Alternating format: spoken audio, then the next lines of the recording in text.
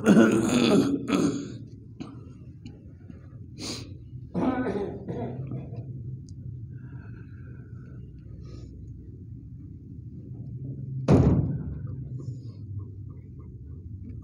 بالله من الشيطان الرجيم. بسم الله الرحمن الرحيم.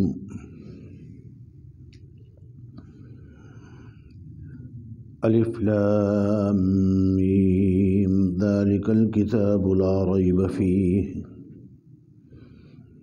هدى للمتقين.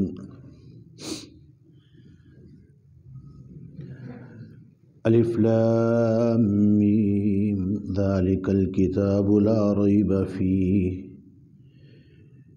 یہ وہ کتاب ہے جس میں کوئی شک نہیں ہے. ھدی للمتقین، یہ کتاب ہدایت ہے ان لوگوں کے لیے جو تقوی اختیار کرنے والے ہیں. صدق اللہ العظیم وصدق رسولہ النبی الکریم ونحن على ذلك لمن الشاہدین والشاکرین والحمد للہ رب العالمین.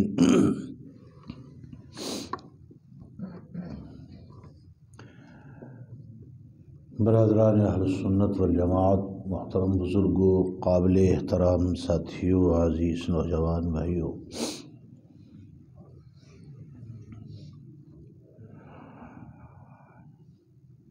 آج ہمارا دوسرا ہفتہ وار درس ہے.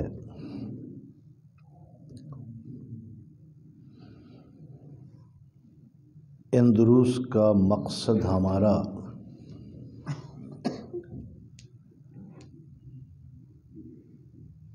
سوسائٹی اور سماج کے اندر اپنی ذات اور اپنے گھر کے اندر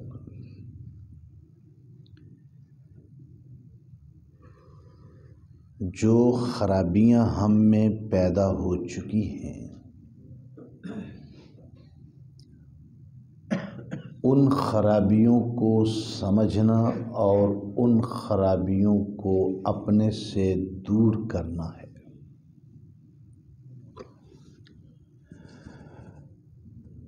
لیکن وہ خرابیاں ہم سے دور کیسے ہوں گی؟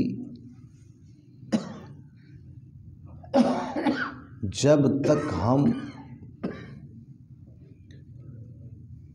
وہ بنیادیں نہیں سمجھ لیتے کہ جن بنیادوں کے ذریعے ہم اپنی خامیاں اور خرابیاں دور کر سکتے ہیں، اس وقت تک ہماری وہ خامیاں دور نہیں ہو سکتی. مجھے پتہ ہی نہ ہو کہ کون سی چیز خوبی ہے اور کون سی خامی ہے، تو میں اپنی خامی کو دور کیسے کر سکوں گا؟ ضروری ہے کہ پہلے میرے علم میں یہ آئے کہ یہ چیز خوبی ہے اور یہ خامی ہے، یہ اچھی ہے، یہ بری ہے. اور ہمارے پاس یہ چیزیں سمجھنے کے لیے 3 بڑی بنیادیں ہیں: اللہ کی ذات، اللہ کا قرآن اور اللہ کا نبی. پچھلے درس میں سورہ فاتحہ پر میں بیان کر چکا ہوں کہ بندے کا اپنے رب کے ساتھ رشتہ کیا ہے اور بندہ اپنے رب کے ساتھ اس رشتے کو کیسے نبھا سکتا ہے. میں نے عرض کیا تھا کہ اللہ رب العزت نے اس سورہ مبارکہ میں یہ بیان کر دیا ہے کہ تمہارا ہر اعتبار سے رب پالنے والا صرف اور صرف ایک ہی وجود ہے، ایک ہی ذات ہے، اور وہ ہے اللہ رب العزت کی ذات۔ کائنات کے پیدا ہونے سے لے کر تمہاری موت اور اس کے بعد تک ہر چیز کا مالک، حاکم، خالق، رازق اللہ رب العزت ہی کی ذات ہے۔ اور اللہ رب العزت اس کے بدلے میں تم سے چاہتے کیا ہیں؟ صرف دو چیزوں کا تقاضا اللہ رب العزت نے کیا ہے کہ میری بارگاہ کے اندر آ کے ہمیشہ اس بات کا اقرار اور اعتراف کر، ایاک نعبد و ایاک نستعین، اے میرے رب، نہ میں تیرے سوا کسی کی عبادت کرتا ہوں اور نہ تیرے سوا کسی سے مدد مانگتا ہوں۔ تیرے سوا کوئی عبادت کے لائق بھی نہیں ہے، اور تیرے سوا میری مشکلوں کو آسان کرنے والا بھی کوئی نہیں ہے۔ لیکن اس کے ساتھ اللہ رب العزت نے ایک چیز ہمیں اور سمجھائی ہے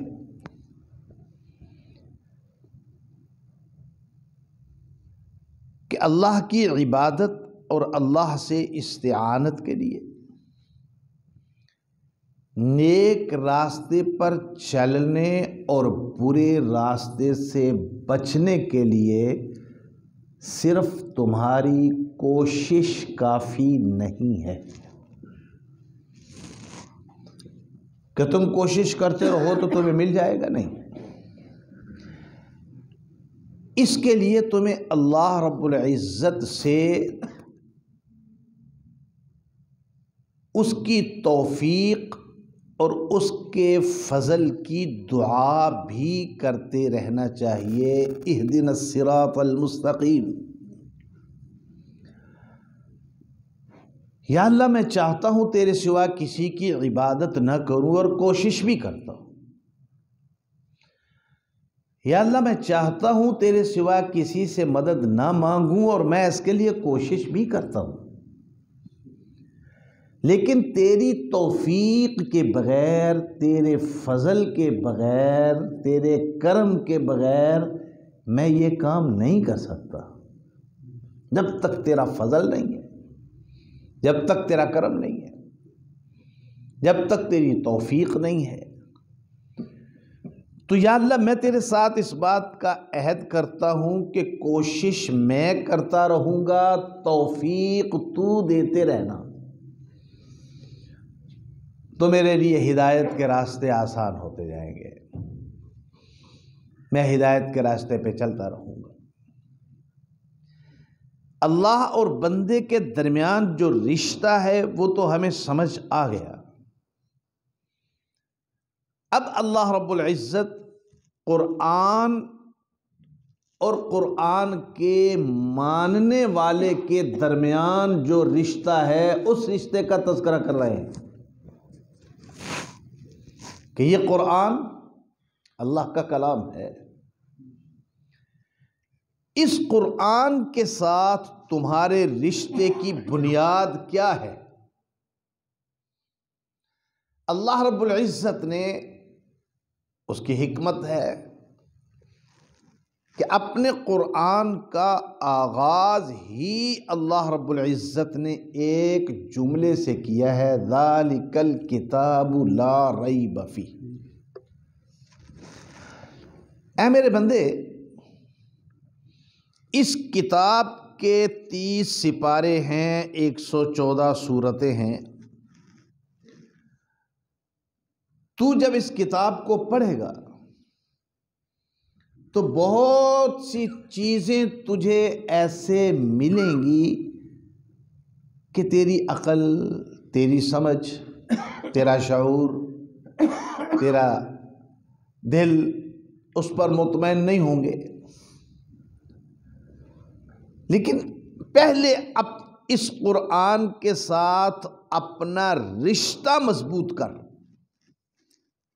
اس کی باقی باتوں پر یقین تمہیں اس وقت آئے گا جب اس کے ساتھ تمہارا رشتہ مضبوط ہو جائے گا.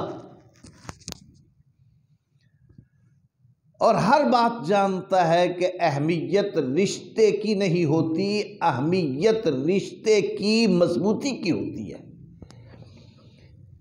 میرے اور میرے باپ کے درمیان رشتہ کتنا مضبوط ہے، اتنا ہی مجھے اس پر اعتماد اور اس کو مجھ پر اعتماد ہوگا.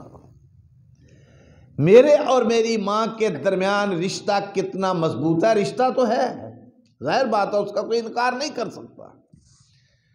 لیکن اس رشتے کے اندر استحکام کتنا ہے، مضبوطی کتنی ہے، اسی پر ہمارے اعتماد کی بنیاد کھڑی ہے. والدین کو اولاد پر یہ جتنا رشتہ مضبوط ہوگا اتنا ہی اعتماد ہوگا. اولاد کو والدین کے ساتھ جتنا رشتہ مضبوط ہوگا اتنا ہی اعتماد ہوگا. تو اللہ رب العزت یہ چاہتے ہیں کہ اس کتاب کے ساتھ پہلے اپنا رشتہ تو مضبوط کر. اور وہ رشتہ ہے کیا؟ پہلے اپنے دماغ، اپنے دل کے اندر سے یہ بات نکال دے کہ اس کتاب کے اندر کوئی چیز ایسی بھی ہو سکتی ہے جو مشکوک ہو. یہ بات نکال دے اپنے دماغ سے. ذالک الکتاب لا ریب فیہ، اس کتاب کے ساتھ ایسا رشتہ قائم کر لے کہ تیرے دل و دماغ کے اندر یہ بات بیٹھ جائے کہ اس کتاب کے اندر جو کچھ ہے میری سمجھ میں آئے یا نہ آئے وہ حق ہے اور بلا شک ہے. اس کے اندر کسی قسم کا کوئی شک اور شبہ موجود نہیں. حضرت مولانا محمد اسعد مدنی رحمہ اللہ تعالی، شیخ الاسلام والمسلمین حضرت مولانا سید حسین احمد مدنی رحمۃ اللہ علیہ کے فرزند تھے. ایک دفعہ پاکستان کے دورے پر آئے. ان کے مختلف مقامات پر بیان ہوئے تو ایک بیان میں انہوں نے ایک عجیب واقعہ بیان کیا ہندوستان کا.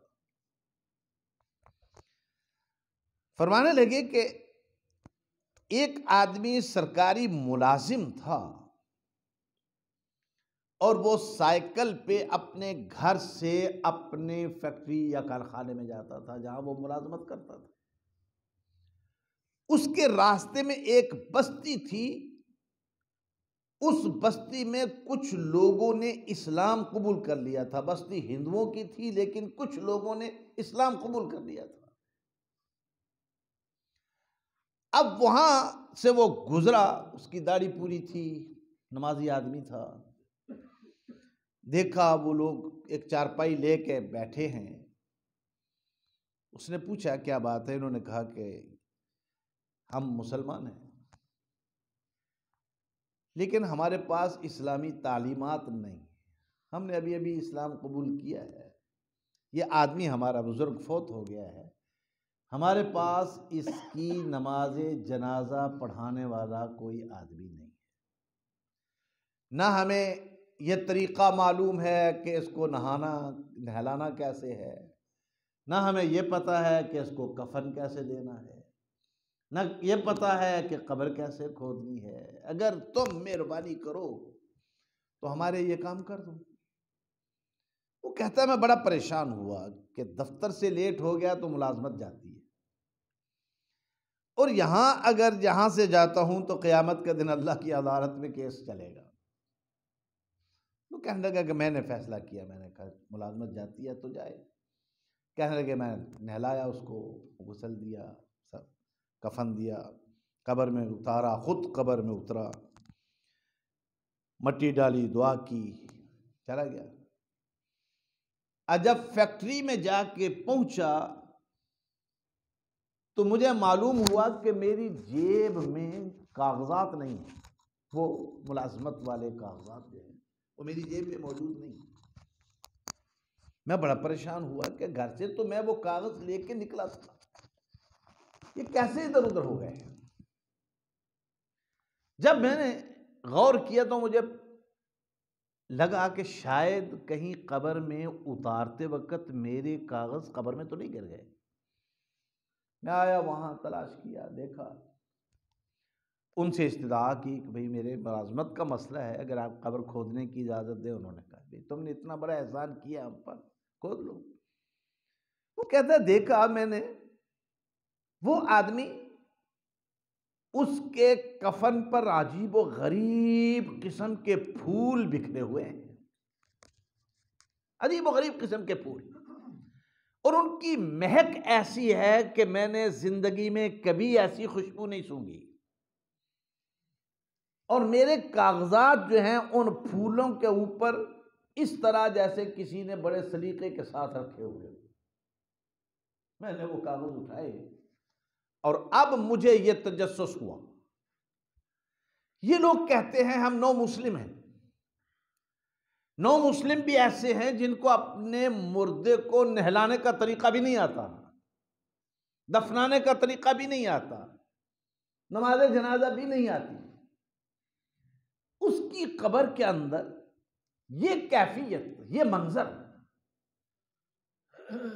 کہنے لگا کہ میں نے اب بھول گیا اپنی ملازمت کو۔ میں نے کہا ملازمت جاتی ہے، میں آج اس کی تحقیق کروں گا کہ یہ اس بوڑھے کو یہ انعام کیسے ملا قبر۔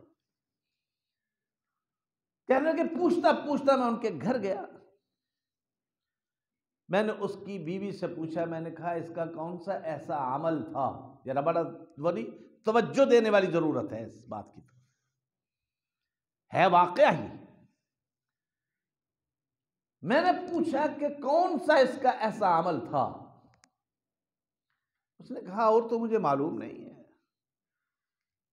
جیسی ٹوٹی پھوٹی سی نماز ہمیں آتی تھی پڑھتی تھی، یہ بھی پڑھتا تھا، لیکن صبح صبح جب سورج طلوع ہوتا تو اس نے وہاں اوپر ایک کتاب رکھی ہوئی ہے، وہ کتاب اتارتا، اسے پڑھنا نہیں آتا تھا، ان پڑھ تھا بالکل، وہ کتاب اتارتا اور اس کتاب کو کھولتا، اس کی ایک ایک سطر پہ اس طرح انگلی پھیرتا، یوں بھی سچ کہا، یوں بھی سچ کہا، یوں بھی سچ کہا، یوں بھی سچ کہا، بس صرف ایک ہی جملہ اس کی زبان پہ، ہاتھ پھیرتا جاتا قرآن پاک پہ، اس کتاب کی ایک ایک سطر پہ، اور یہی کہتا یہ بھی سچ کہا، یہ بھی سچ کہا، جانتا نہیں ہے کہ لکھا ہوا کیا ہے، الفاظ بھی نہیں جانتا، معنی بھی نہیں جانتا، لیکن اس کا یقین، وہ کہتے ہیں میں نے وہ کتاب اتاری تو وہ قرآن پاک تھا۔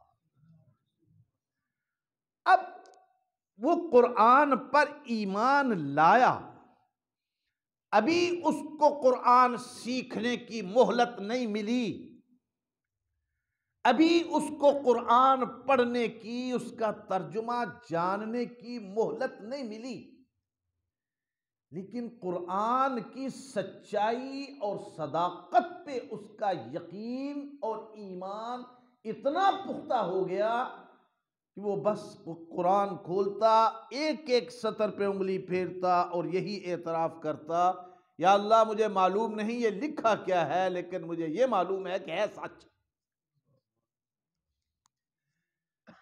یا اللہ مجھے یہ معلوم نہیں کہ یہ جو لکھا ہے اس کا معنی اور مطلب کیا ہے، لیکن میرا یہ ایمان ہے کہ یہ ہے سچ۔ اور یہی وہ چیز ہے جس کا تقاضا اللہ رب العزت ایمان والوں سے چاہتے ہیں کہ تمہاری سمجھ میں اس کی کوئی بات آئے یا نہ آئے، تمہارے فہم میں اس کی کوئی بات آئے یا نہ آئے، لیکن تمہارا ایمان اور عقیدہ کیا ہونا چاہیے ذالک الکتاب لا ریب فیہ، اس کتاب کے اندر کوئی شک اور شبہ نہیں ہے۔ کتاب کے اندر شک اور شبے کی مختلف صورتیں ہو سکتی ہیں۔ اس کتاب کے بارے میں سب سے پہلا شک اور شبہ جو مشرکین مکہ نے پیدا کیا تھا کہ یہ کلام اللہ کا کلام نہیں ہے، بلکہ العیاذ باللہ تعالی ثم العیاذ باللہ تعالی محمد کے پاس صلی اللہ علیہ وسلم ایک شیطان آتا ہے، وہ شیطان محمد کو کچھ چیزیں سکھا دیتا ہے، کچھ الفاظ پڑھا دیتا ہے، اور وہ الفاظ محمد قوم کے سامنے لے آتا ہے اور آ کے کہہ دیتا ہے یہ اللہ کا کلام ہے، حالانکہ یہ اللہ کا کلام نہیں، یہ شیطان کا کلام ہے۔ یہ سب سے پہلا اعتراض تھا ان کا، جو مشرکین مکہ نے حضور نبی کریم صلی اللہ تعالی علیہ وسلم پر کیا تھا کہ یہ کلام اللہ کا کلام نہیں ہے۔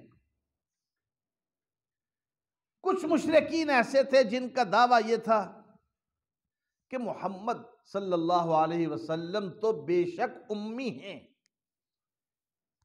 امی کس کو کہتے ہیں؟ جو لکھنا اور پڑھنا نہیں جانتا۔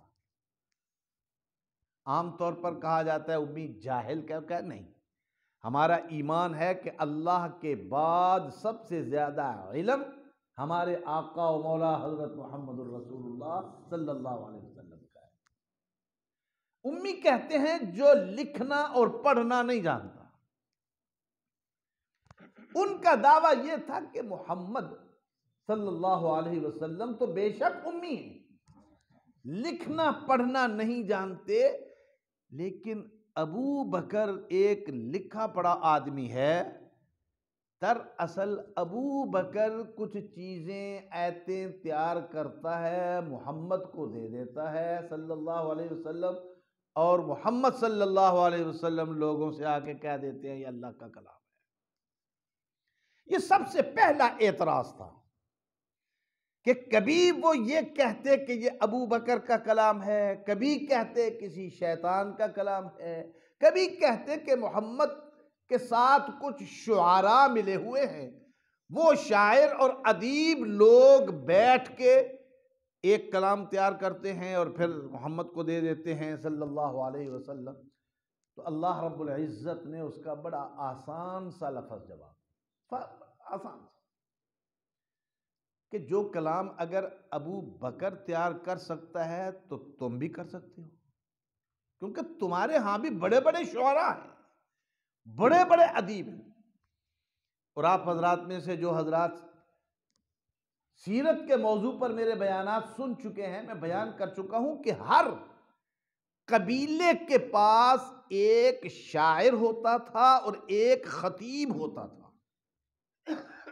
اور جب ان قبیلوں کی آپس میں بحث ہوتی تھی تو وہ اپنا خطیب کھڑا کرتے تھے، ہاں بھائی بیان کرو، وہ اپنا خطیب کھڑا کرتے، تم بیان کرو، وہ اپنا شاعر کھڑا کرتے، ہاں بھائی سناؤ شعر، ادھر سے اپنا شاعر کھڑا کیا جاتا۔ پہلے مقابلے جنگوں میں تلواروں سے پہلے شاعری اور ادب کے مقابلے ہوتے تھے۔ جب حضور علیہ السلام کے مقابل کچھ قبائل آئے، ایسے ہی انہوں نے اپنے شاعر پیش کیے تو حضور علیہ السلام نے حضرت حسان ابن ثابت رضی اللہ تعالی عنہ کو کھڑا کیا، حسان تو میری قوم کا شاعر ہے، ان کو جواب تو دے دے۔ تو یہ ان کا ایک نظریہ تھا، تو اللہ نے اس کا جواب دیا کہ اگر یہ کلام محمد صلی اللہ علیہ وسلم کے شاعر تیار کر سکتے ہیں، ابو بکر تیار کر سکتا ہے، یا جو جن، جو جنات، جو شیطان محمد صلی اللہ علیہ وسلم کے ساتھ ہیں وہ تیار کر سکتے ہیں، تو پھر یہ کلام تم بھی تیار کر سکتے ہو۔ تو ایک چیلنج ہے، وَإِن كُنتُمْ فِي رَيْبٍ مِّمَّا نَزَّلْنَا عَلَىٰ عَبْدِنَا فَأْتُوا بِسُورَةٍ مِّن مِّثْلِهِ۔ اگر تم شک میں ہو نا کہ یہ اللہ کا کلام نہیں ہے، تو پھر میں تمہیں چیلنج کرتا ہوں کہ تم سارے مل کر اگر ہو سکے تو اپنے یہ خدا جو تم نے بنا رکھے ہیں ان کو بھی اپنے ساتھ ملا لو، پورے جزیرہ عرب کے شاعر اور ادیب اکٹھے کر لو، جنات اور انسان سارے جمع کر لو، اور سارے جمع کر کے قرآن کی ایک چھوٹی سی سورت جیسی کوئی سورت لے آؤ، ایک چھوٹی سی سورت۔ یہ یاد رکھیے کہ قرآن کی سب سے بڑی سورت ہے سورہ بقرہ، اور قرآن کی سب سے چھوٹی سورت ہے سورہ کوثر۔ یہ اللہ رب العزت نے ان کو بڑے آسان سے انداز میں جواب دیا کہ تم اگر ایک چھوٹی سی سورت بھی لے آؤ، لا سکو، تو پھر تو اس کلام کے اندر تمہیں شبے کا حق ہے، اور اگر نہ لا سکو، اور اللہ نے ساتھ چیلنج بھی کیا فَإِن لَّمْ تَفْعَلُوا وَلَن تَفْعَلُوا، اگر تم ایسا کلام نہ لا سکو، اور میں خدا چیلنج کرتا ہوں کہ کبھی نہیں لا سکو گے، ساتھ چیلنج بھی کر دیا، تو اللہ رب العزت نے اس کا جواب تو دے دیا کہ یہ اللہ کا کلام ہے، اگر تمہیں شک ہے تو اس کلام جیسا کلام لا کے دکھاؤ۔ ان کے دلوں میں دوسرا شبہ تھا کہ یہ جو وحی لانے والا فرشتہ ہے جبریل علیہ السلام، الیاذ باللہ تعالی جبریل کمزور بھی ہے اور جبریل بددیانت بھی ہے۔ کیا کہنا چاہتے تھے وہ؟ کہ اللہ نے تو وحی بھیجی، لیکن جبریل کمزور تھا، اس سے وحی کسی اور نے چھین لی، وہ وحی حضور علیہ السلام تک نہیں لا سکا۔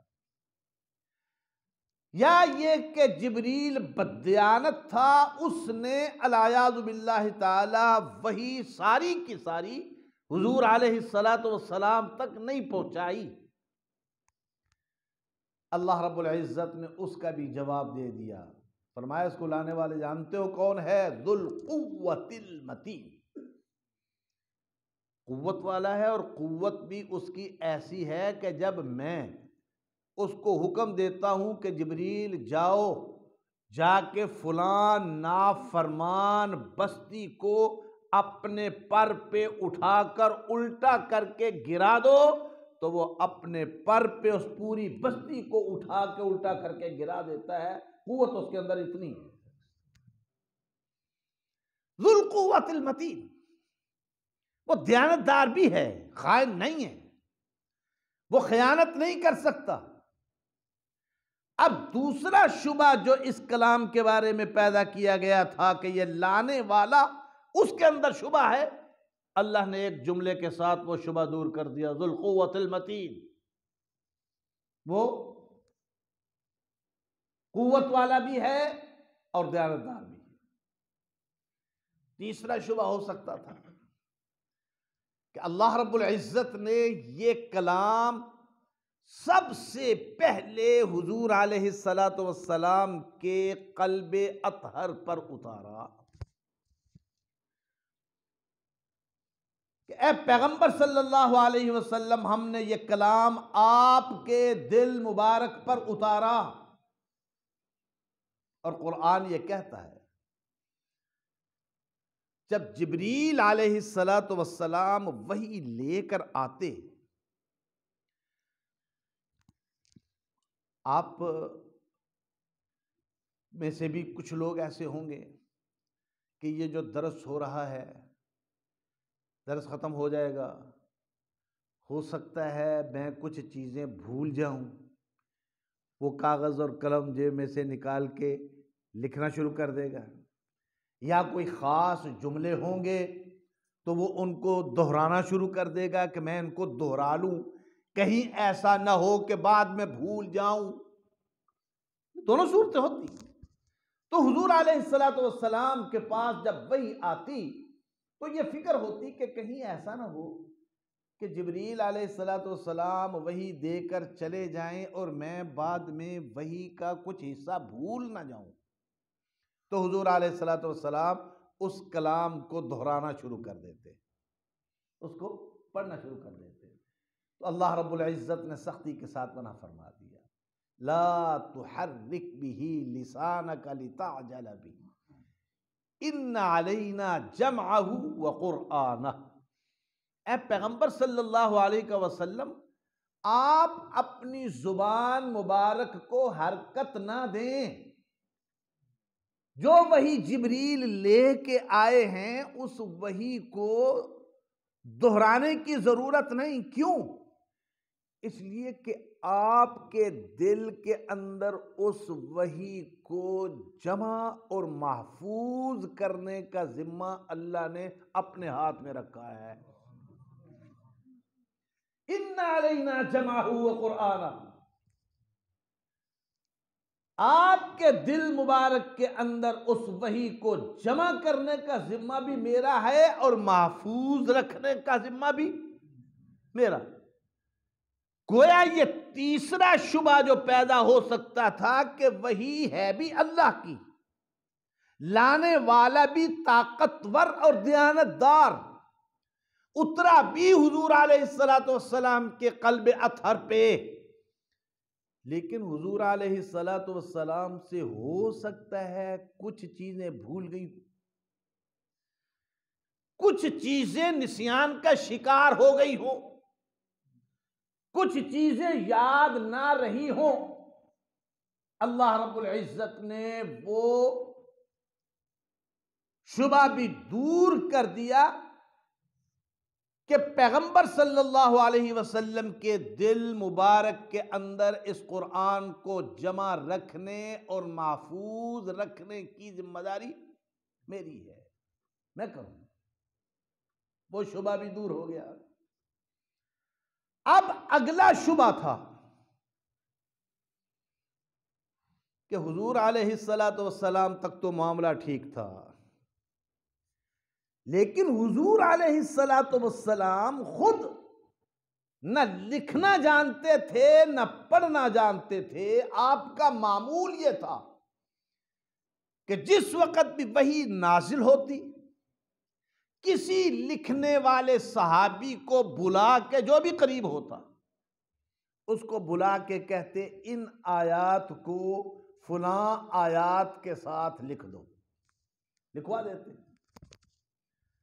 اب شبہ پیدا کرنے والوں نے شبہ پیدا کیا کہ حضور علیہ السلام کے سینہ مبارکہ تک تو قرآن محفوظ تھا، لیکن جب آپ نے صحابہ کو لکھوایا تو صحابہ کرام نے اس کے اندر خیانت اور بددیانتی کی۔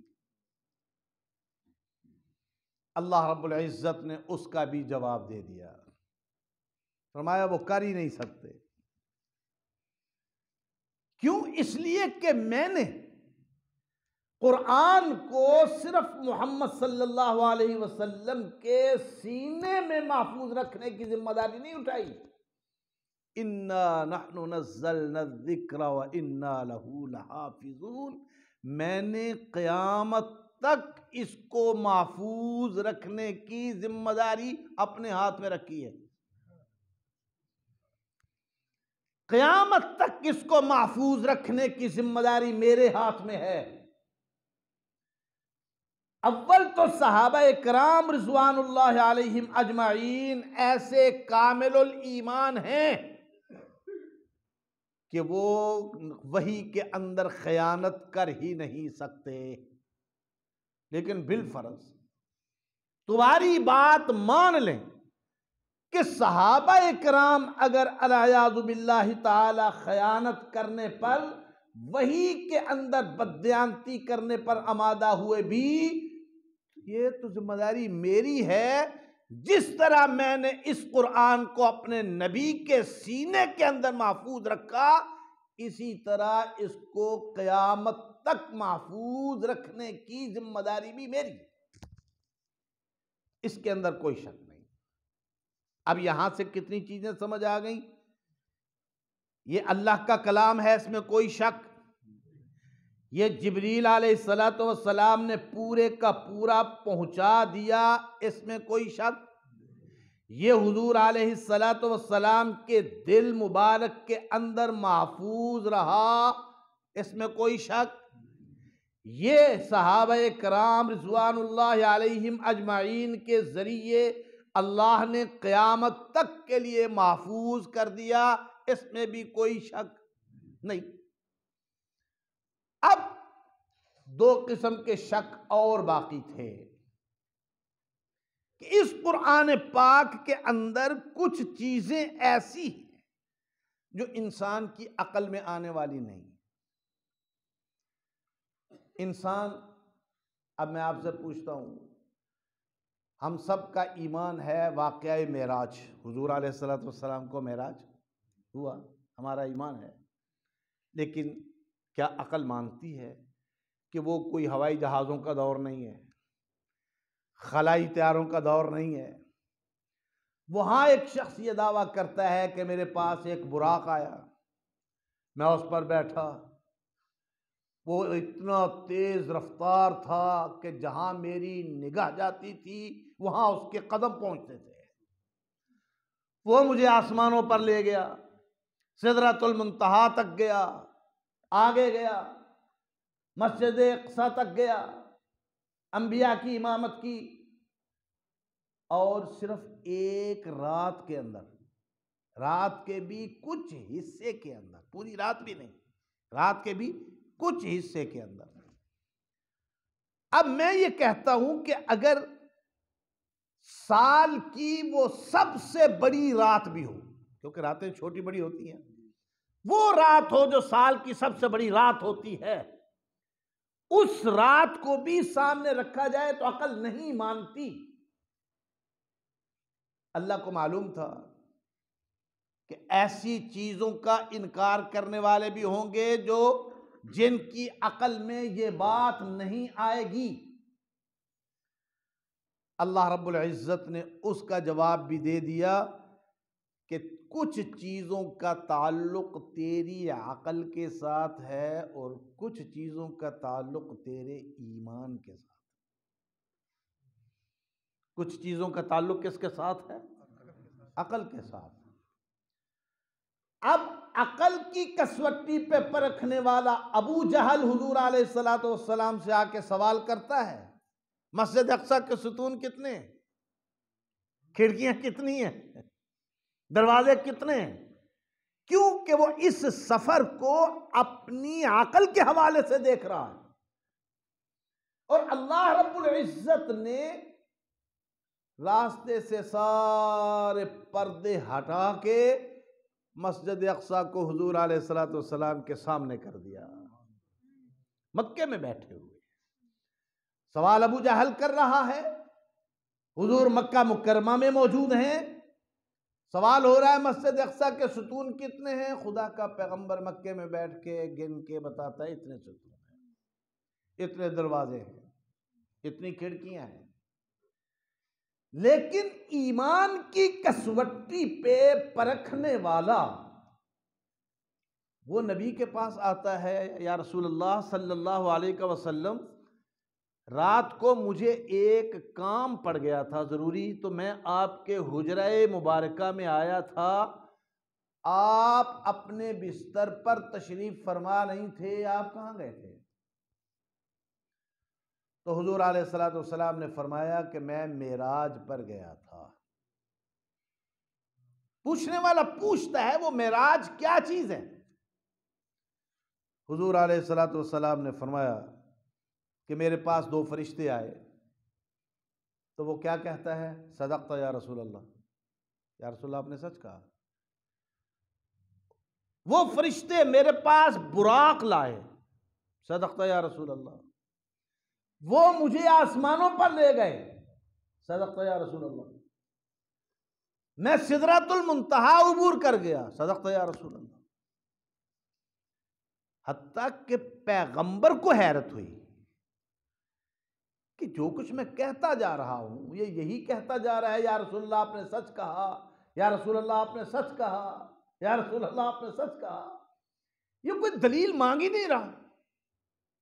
تو پیغمبر نے حیرت کے ساتھ پوچھا، ابو بکر دلیل نہیں مانگتے؟ تو ابو بکر نے بڑا خوبصورت جواب دیا، یا رسول اللہ صلی اللہ علیہ وسلم، میں نے آپ کو اللہ کا رسول مانا ہے، اور رسول ماننے کا مطلب ہے کہ میں دو چیزوں پر ایمان لایا ہوں۔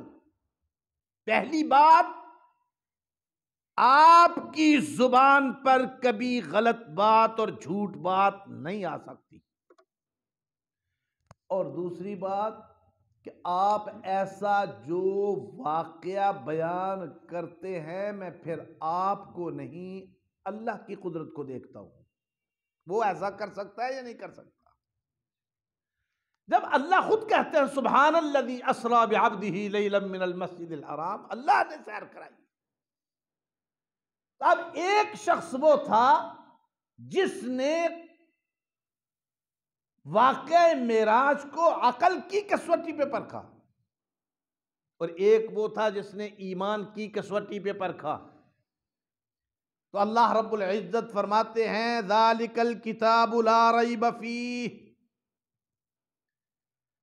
اس کتاب کے اندر کوئی شک نہیں ہے، بے شک وہ بات تمہاری عقل میں آئے یا نہ آئے، لیکن ہے وہ سچ۔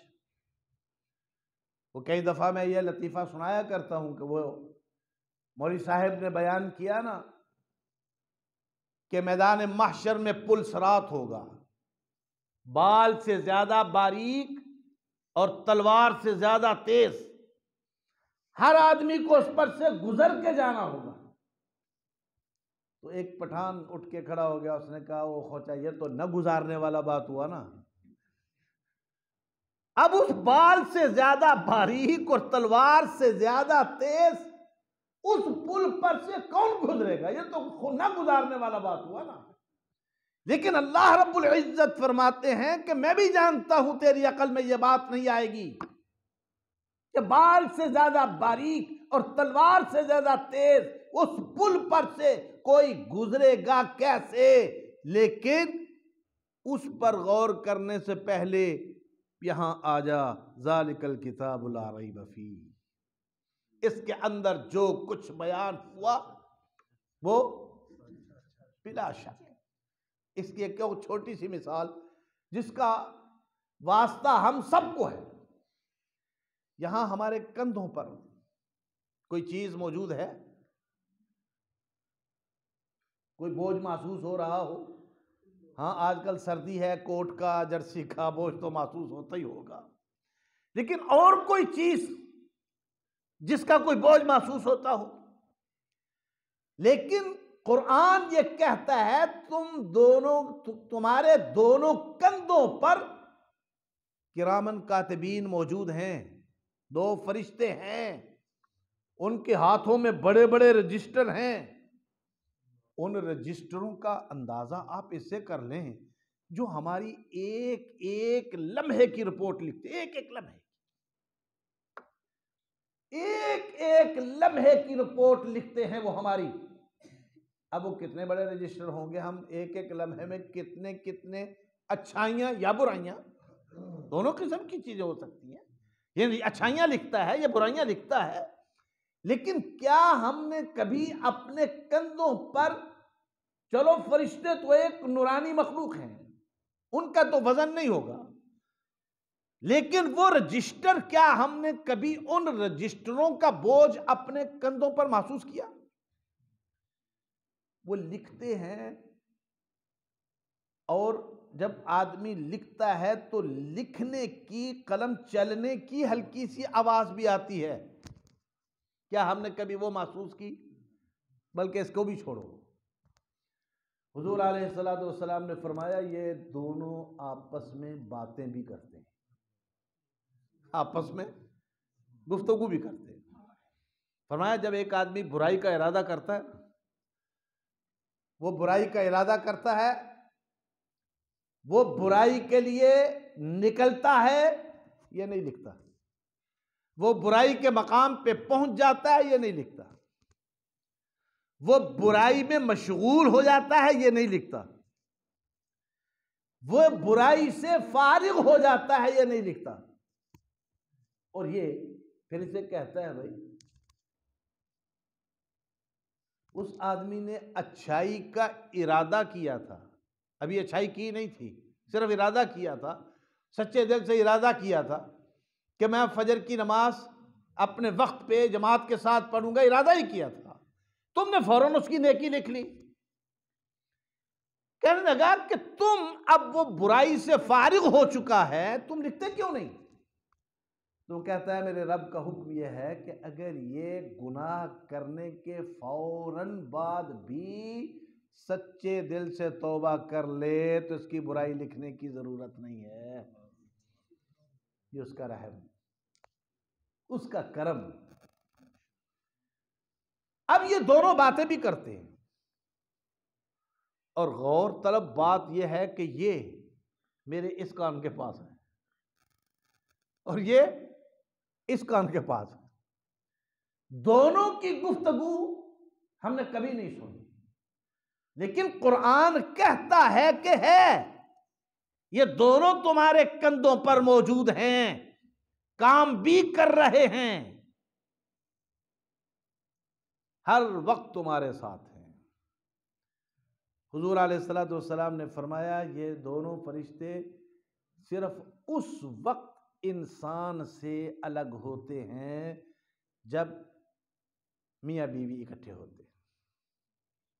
میاں بیوی اپنے ازدواجی فرض کو ادا کرنے کے لیے اکٹھے ہوتے ہیں تو اس وقت یہ الگ ہو جاتے ہیں.